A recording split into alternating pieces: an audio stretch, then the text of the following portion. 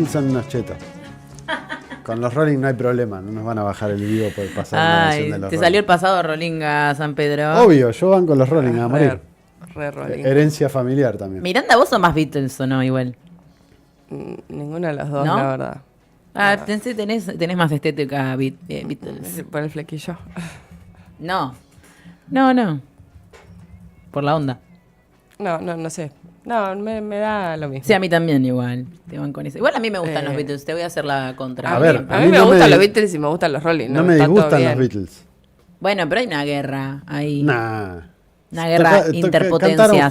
Tocaron juntos cosas. Es como la guerra que. Como enfrentar a Lali con María como Becerra. los redondos y Soda. No hay una guerra Sí. ahí. Ahí en todo caso hay distintas tribus, como se lo llamó después, que tienen distintas interpretaciones sobre cuestiones. A unos dicen que son más chetos, otros son más populares, qué sé yo, pero la realidad es que ellos tenían buena relación. No sé, a mí me interesa saber la oyentada si prefiere a los Beatles o a los Rolling. Hasta donde entiendo. Yo voto Rolling Stone toda la vida. Y bueno, no sé. Pero bueno. Digan ustedes. De los Beatles me gustan algunas canciones, de los Rolling Todas. banco todo. Ok, está bien. Bien. Banco lo que venga. Bueno, arrancamos por una de las cosas que va a estar sucediendo mañana, una de las cosas trascendentes que va a estar sucediendo mañana, porque, como hemos venido analizando en otras oportunidades, México está dando un pie clave, está tocando un sector importantísimo en el entramado institucional de ese país, en realidad México. Arrancó con Andrés Manuel López Obrador, ahora lo continúa Claudia Sheinbaum, y es esta famosa reforma judicial, así se la ha llamado, que en realidad lo que hace es empezar a elegir los magistrados por voto popular. Sí. Y acá estamos Democratizar hablando, la justicia. claro, algo de lo que había querido hacer Cristina en su momento, no de la misma manera, no con los mismos métodos, no lo mismo esto de empezar a decir, bueno, el Poder Judicial, como uno de los poderes del Estado, tiene que también estar sometido a la voluntad popular y no debe recaer en manos de, como sucede hasta ahora, entre los poderes legislativo y ejecutivo, que se propongan quienes van a ser los que ocupen esos lugares y que se aprueben sin que el pueblo tome una definición. Así que bueno, y lo hemos charlado con quien vamos a comenzar a charlar en estos momentos.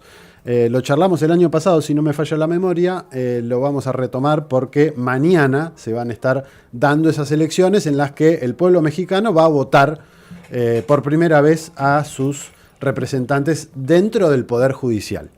Estamos hablando de Rodrigo Coronel, periodista y politólogo mexicano, amigo de la casa ya, con quien ya hemos charlado en más de una oportunidad. Rodrigo, muchísimas gracias por estar en contacto con Marcha de Gigantes. Nicolás, Miranda y Delfina de este lado. ¿Cómo estás? Rodrigo, ¿nos estás escuchando? Supongo que no.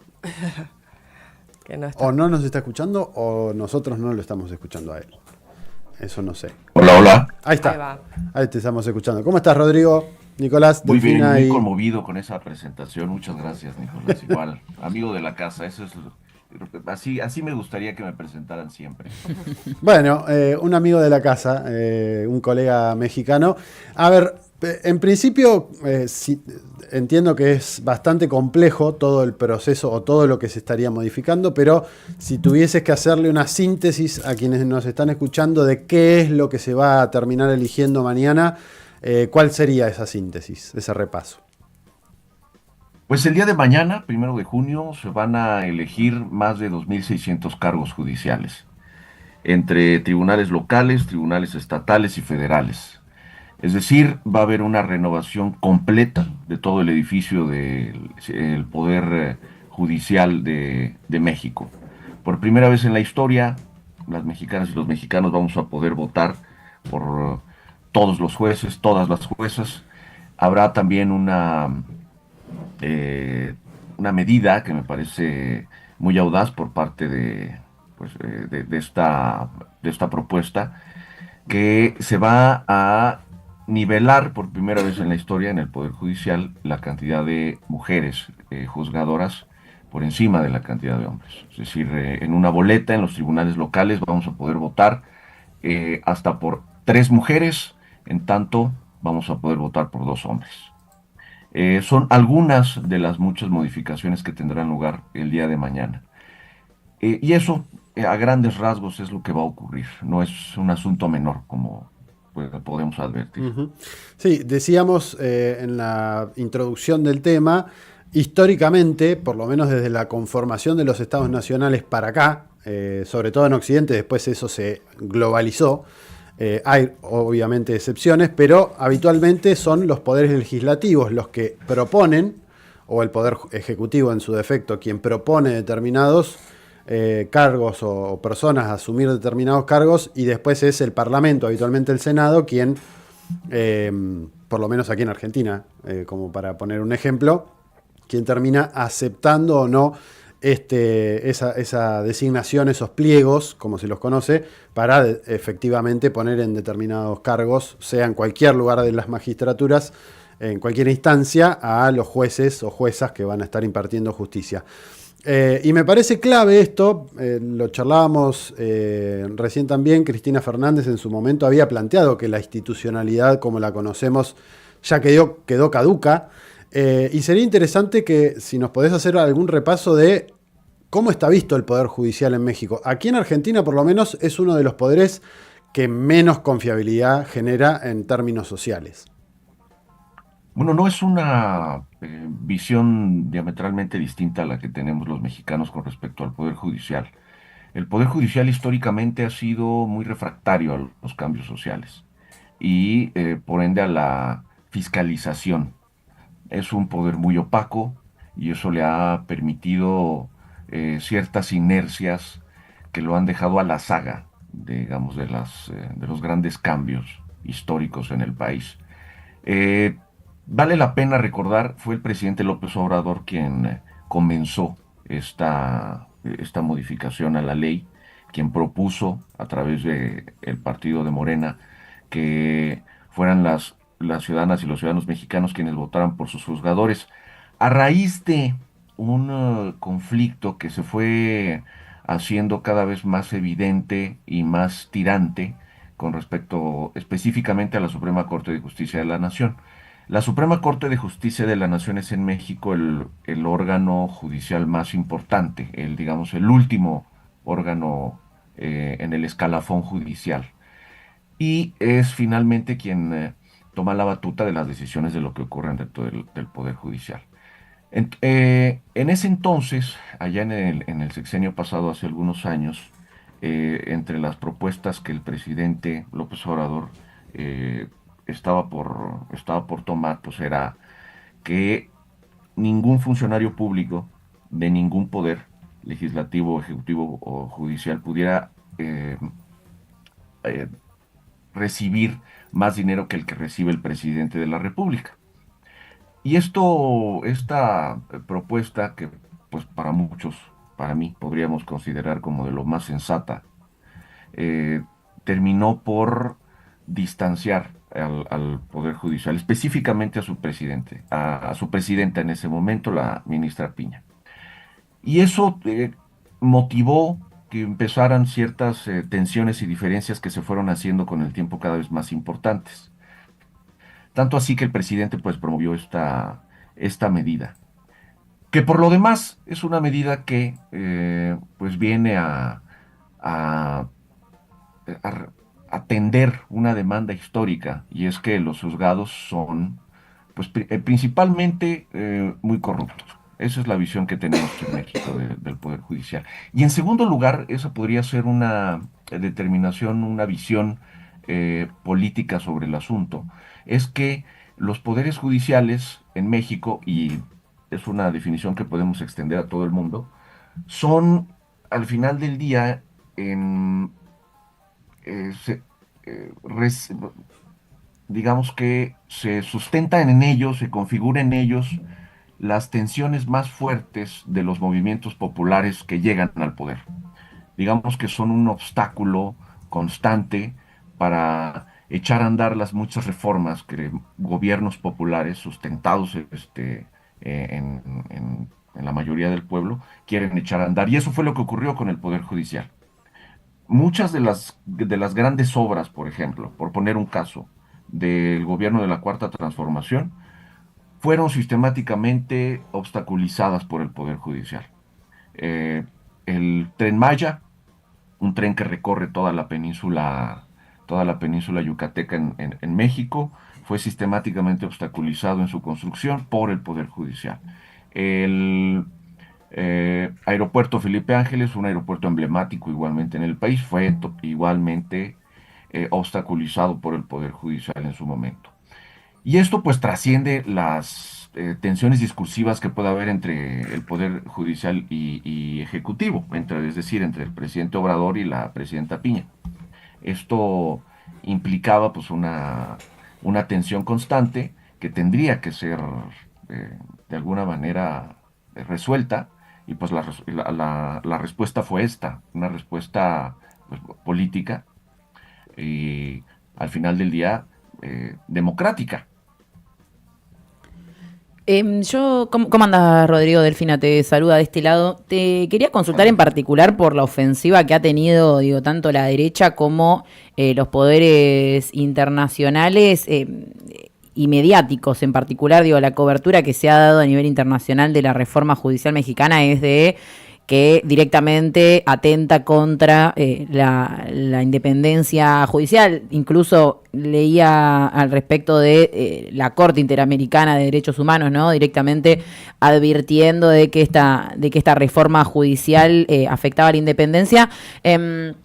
¿Cómo se siente, cómo se vivió también en México, digo, a nivel también más social, si ha tenido impacto esta mirada que en gran medida viene un poco inyectada desde el exterior con cómo podría afectar esta reforma, cuando justamente no estamos en absoluto hablando de un poder judicial que hasta ahora fuera independiente?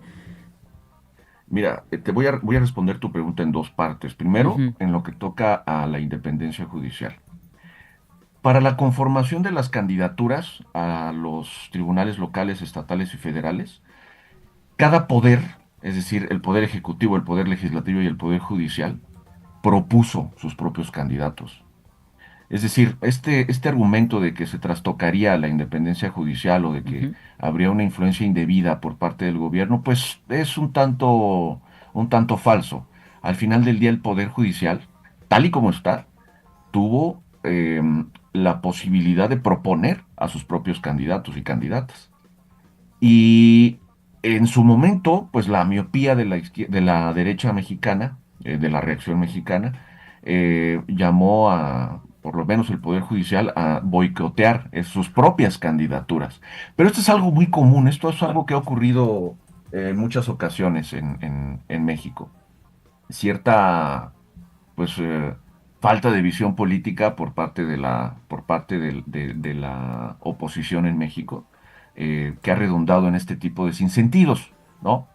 La otra cosa es que es un proceso nuevo, y no es un proceso sencillo.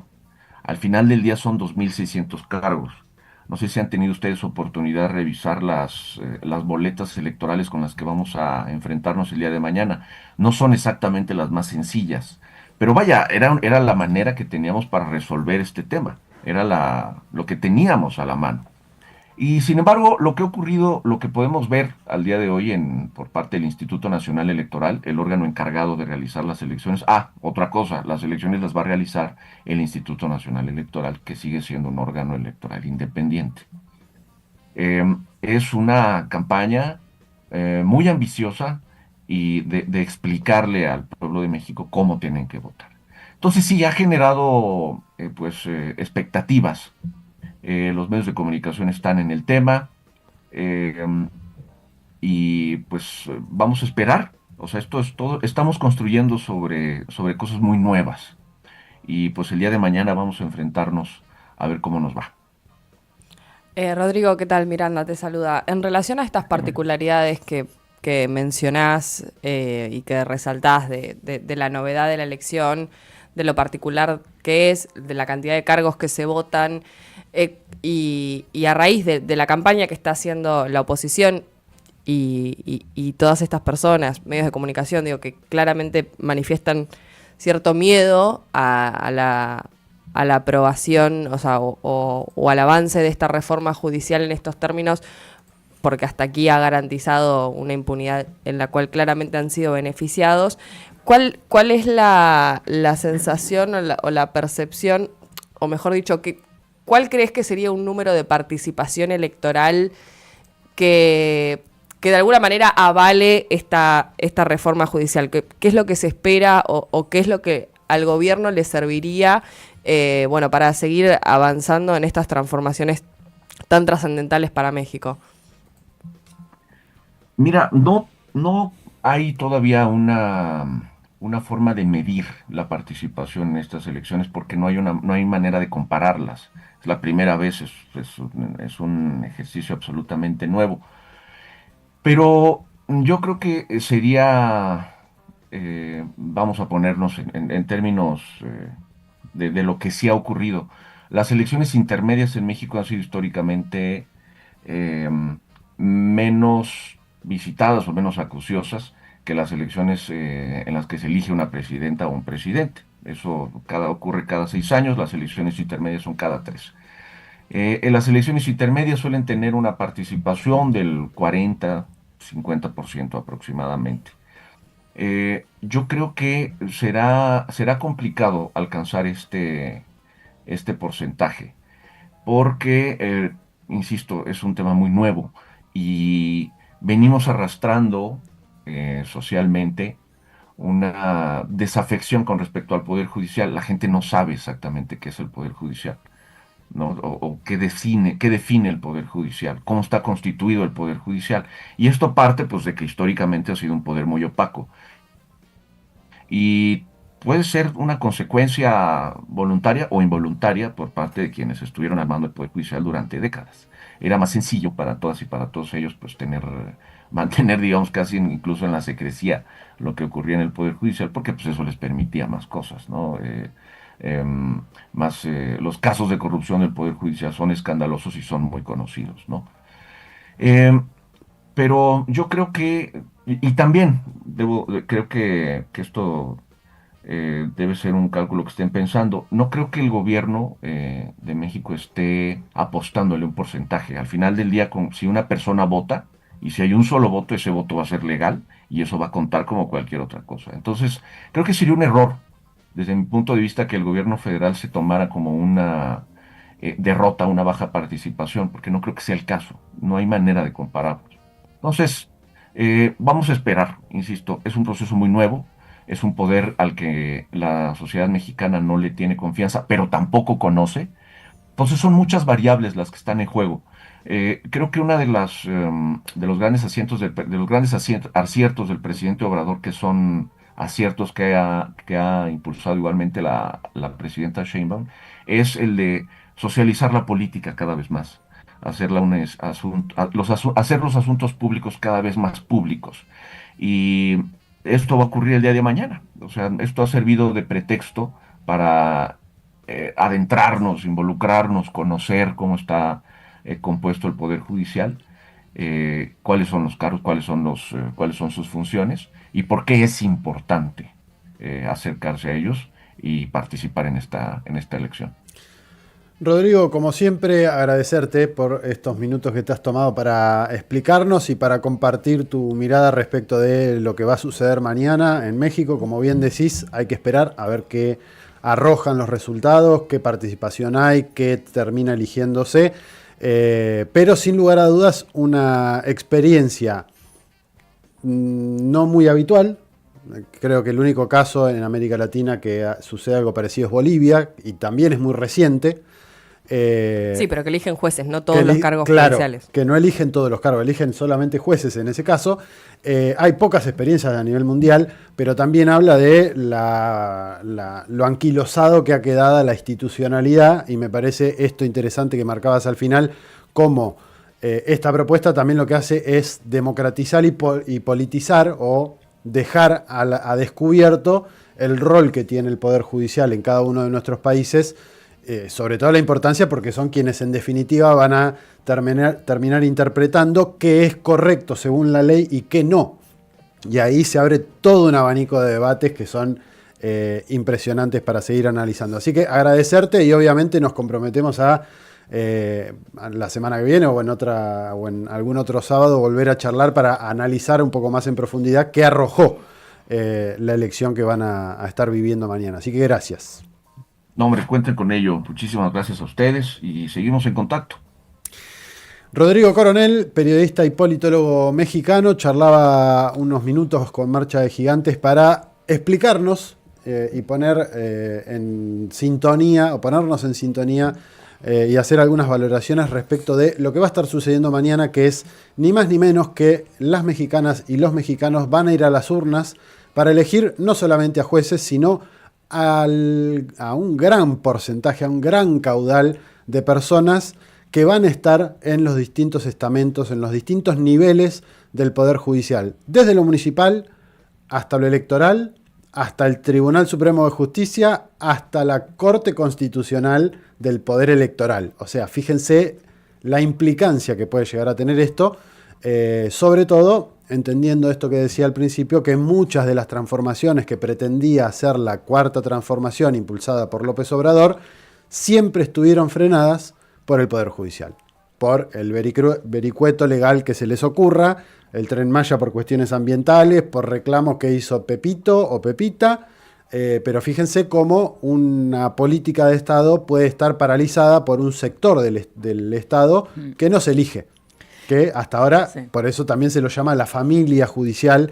Pensémoslo o traigámoslo a la Argentina, a la implicancia que tiene para nuestro país, por ejemplo, que no se haya investigado la deuda externa, por ejemplo, que se haya permitido a personas que estaban procesadas por delitos graves participar en la vida pública, o que no vaya nadie preso por corrupción en Argentina, no de ahora, no lo que resuena mediáticamente, o que no esté preso quien intentó asesinar a Cristina Fernández de Kirchner.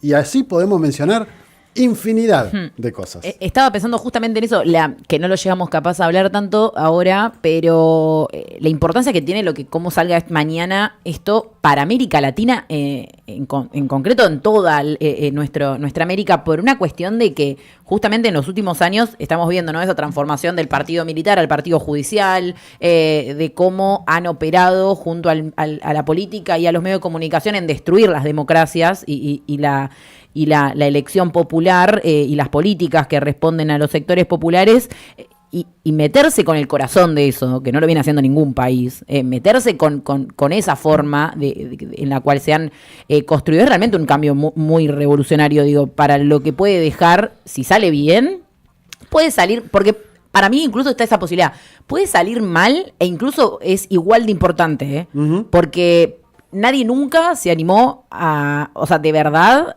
a transformar, por lo menos en las democracias, digo, en los países que no se han reivindicado, digo, que han tenido una transformación socialista. Estoy hablando de los países con una democracia más representativa, ¿no? Argentina, Uruguay, Chile, sí. Bolivia está ahí, pero de hecho, hay algunos estados en Estados Unidos donde se eligen, se eligen por voto popular.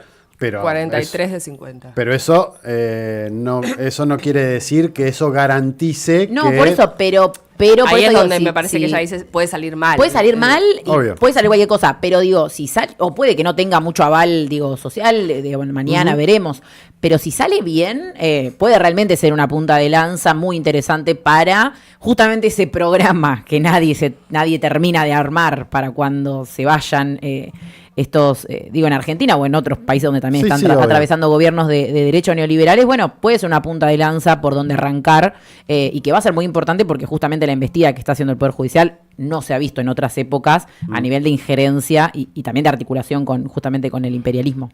No, algunos números, digo, hay algunos datos de la Universidad Nacional Autónoma de México que hablan de esta cifra negra, que es la cantidad de delitos que no se denuncian. De todos los delitos que se cometen, el 75% no se denuncia en México. Y del 25% que se denuncia, solo el 1% termina en condena judicial. Estamos hablando que solo el 4% de todos los delitos son los que efectivamente tienen una condena. El 96% de los delitos no tienen condena. Hoy en México hay aproximadamente 86.000 personas que están presas sin sentencia, muchas por delitos menores, sin acceso a una defensa adecuada. Hay un montón de violaciones a los derechos que tienen las personas en todo el proceso judicial, y me parece que darle la posibilidad a toda esa gente que, bueno, en algún momento quizás no tuvo justicia, darle la posibilidad de elegir a los jueces y a las personas que se van a hacer cargo de los distintos procesos judiciales, me parece que ya es un gran triunfo. Uh-huh. Sí, y además que uno de los detalles, aquí en Argentina, medio como que ya tenemos esa institución, el Colegio de la Magistratura, por ejemplo, que es el que tiene que evaluar si los jueces tienen un buen desempeño. Es una figura que en México se va a crear a partir de esta instancia y que se van a elegir a quiénes van a ser los jueces o las personas electas en ese cargo, que tienen que ser idóneas, para juzgar cómo juzga no solamente la instancia de la menor de las instancias, sino hasta la Corte Suprema, cómo actúan esos jueces, y ahí van a entrar todas las evaluaciones, si tienen vínculos o no con el sector privado, si recibieron coimas, si esto, si lo otro, y van a ser los que determinen si pueden o no seguir ejerciendo ese cargo. Así que es importantísimo lo que va a suceder mañana en México, y obviamente, como decía Delphi, coincidiendo con lo que decía, habrá que estar muy atentos en el resto del continente para ver cómo sale esa experiencia, qué resultados arroja, y si es viable que eso sea una puerta para que el resto de los países empecemos a ver, bueno, a ver si acá no hay algo que habría que empezar a pensar, discutir, charlar, proponer, etcétera. Un debate amplio en términos sociales, no solamente de un sector, en términos sociales hay que discutirlo. 10:50 en la República Argentina, escuchamos algo de música y a la vuelta nos metemos en el cierre de esta primera hora de programa.